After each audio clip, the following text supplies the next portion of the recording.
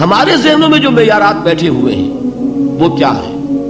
کامیابی پیسے سے ہے، کامیابی جائیداد سے ہے، کامیابی کاروبار سے ہے، کامیابی شہرت سے ہے، کامیابی اقتدار سے ہے. یہ معیارات ہیں. جو جتنا دولت مند اتنا کامیاب، جو جتنا مشہور اتنا کامیاب، جو جتنا پاپولر اتنا کامیاب، جو حکومت پر پہنچ گیا کامیاب، جس نے بڑا کاروبار جما لیا کامیاب، جس نے بہت جائیداد بنا لی کامیاب. یہی ہے اصل میں ساری بس کی گانٹھ. جو تصور کامیابی کا ہوگا اسی کے مطابق آپ کی بھاگ دوڑ ہوگی، اسی کے لیے جد و جہد ہوگی، اسی کے لیے توانائیاں صرف ہوں گی، اسی کے لیے دن رات کی مشقت ہوگی. یہ ہے اصل شے جس کی یہاں نفی ہو رہی ہے. کامیابی دولت سے نہیں، کامیابی شہرت سے نہیں، کامیابی اقتدار اور طاقت اور حکومت سے نہیں، بلکہ کامیابی ہے ایمان سے، عمل صالح سے، تواصی بالحق سے، تواصی بالصبر سے. آپ غور کیجئے اس نقطہ نظر کا، اس ایٹیچیوڈ کا، یہ جو مینٹل ایٹیچیوڈ ہے اس کا بدل جانا ہی انسانی شخصیت کے اندر انقلاب برپا کرے گا. اب آپ کا نتیجہ کیا نکلا؟ اگر تو دولت سے کامیابی ہوتی تو قارون بہت کامیاب تھا، اگر حکومت سے کامیابی ہوتی تو فرعون اور نمرود بہت کامیاب تھے. کامیابی ان سے نہیں ہے.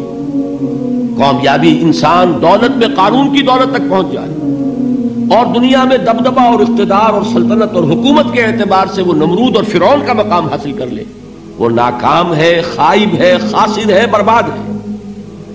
اور ابو ذر غفاری کامیاب ہے، چاہے ان کے پاس کچھ نہیں تھا، جھونپڑی تک نہیں تھی، کوئی گھر نہیں تھا.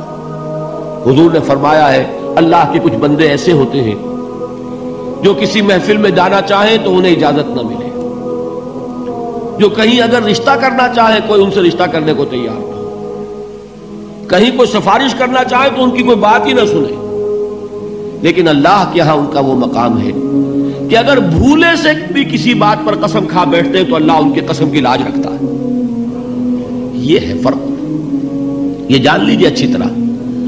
اس بات کا مان لینا آسان، اس پر سبحان اللہ کہنا آسان، لیکن اس کے مطابق آپ کے اپنے ذہن کا بدل جانا بہت مشکل. اس لیے کہ ہم متاثر ہوتے ہیں اپنے ماحول سے. وہ بڑا محل ہے، دیکھ کر ایک دفعہ جھجری آتی ہے، وہ بڑی سی 20 فٹ لمبی کار سناٹے کے ساتھ آپ کے پاس سے گزر گئی. ایک دفعہ اعصاب کے اندر ارتعاش ہوتا ہے، محسوس ہوتا ہے بڑے یہ نصیبے والے لوگ ہیں، بڑے خوش نصیب، بڑے کامیاب. حالانکہ کچھ معلوم نہیں کہ یہی سب سے بڑی بد نصیبی ہو سکتا ہے کہ یہی سب سے بڑی ناکامی ہو. اگر ذہنوں میں یہ بات بیٹھ جائے کامیابی کس شے سے. یہی وجہ دیکھیے قرآن مجید میں بارہا آپ دیکھیں اولئک هم المفلحون، یہ ہے لوگ کامیاب ہونے والے. آج یہ آپ نے نماز میں وہ آیات سنی، یا ایھا الذین آمنوا ارکعوا واسجدوا واعبدوا ربکم وافعلوا الخیر لعلکم تفلحون. اے ایمان والو، رکوع کرو، سجدہ کرو، اپنے رب کی پرستش اور بندگی کرو اور اچھے کام کرو تاکہ تم کامیاب ہو جاؤ. تو کامیابی کن چیزوں سے ہے؟ یہ ہے سب سے بڑا سبق. یہ ہمارے دل میں اگر بات بیٹھ جائے، ٹھک جائے، تو زندگی بدل جائے گی.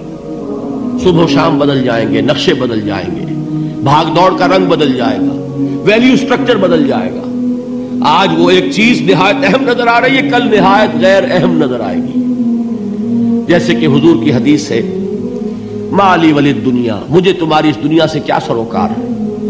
انما مثلی کراکب استظل تحت شجرۃ ثم راح فترکها، میری مثال تو اس سوار کی سی ہے جو تھوڑی دیر کے لیے ایک درخت کے سائے میں ٹھہرتا ہے سستانے کے لیے، پھر وہ اپنا راستہ لیتا ہے. اسے اس درخت سے مستقل تعلق اس کا نہیں ہے، وہ اس کا گھر نہیں، وہ اس کی منزل نہیں. اسی طرح یہ دنیا میرا گھر نہیں ہے. اب دیکھیے ہم کہتے ہیں انا للہ و انا الیہ راجعون، ہم تو مسافر ہیں، ہم اللہ کے پاس سے آئے، اللہ کی طرف ہمیں لوٹ جانا ہے. کن فی الدنیا کانک غریب و عابر سبیل، حضور فرماتے ہیں دنیا میں ایسے رہو جیسے کہ تم اجنبی ہو یا راہ چلتے مسافر. لیکن یہ طرز عمل کب ہوگا؟ جبکہ یہ آیت ہمارے ذہنوں کے اندر بیٹھ گئی ہو، والعصر ان الانسان لفی خسر الا الذین آمنوا وعملوا الصالحات وتواصوا بالحق وتواصوا بالصبر۔ یہ ہے اصل بات جو میں نے عرض کیا تھا کہ میں بتاؤں گا صحابہ کیوں ایک دوسرے کو یاد دلاتے تھے۔ اس لیے کہ دیکھیے جیسے برف باری اگر ہو رہی ہو، آپ باہر نکلیں گے تو برف آپ کے کپڑوں پر جم جاتی ہے نا، تو آپ جھٹکتے ہیں کپڑوں کو تاکہ برف ہٹ جائے۔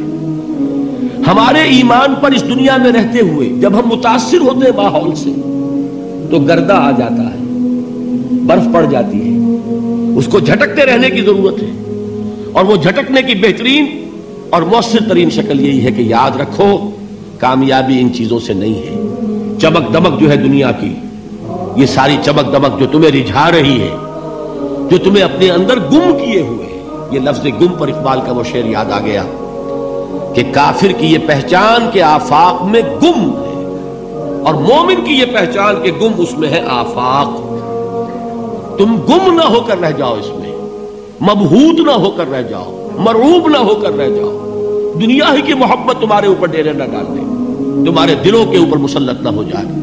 لہذا تازہ کرتے رہا کرو، والعصر ان الانسان لفی خسر الا الذین آمنوا وعملوا الصالحات وتواصوا بالحق وتواصوا بالصبر۔ پھر یاد کر لو، پھر تازہ کر لو اپنے اس یقین کو کہ کامیابی دولت سے نہیں، کامیابی ثروت سے نہیں، کامیابی اقتدار سے نہیں، کامیابی شہرت سے نہیں، کامیابی جائیداد سے نہیں، کامیابی ہے ایمان سے، کامیابی ہے عمل صالح سے، کامیابی ہے تواصی بالحق سے، کامیابی ہے تواصی بالصبر سے۔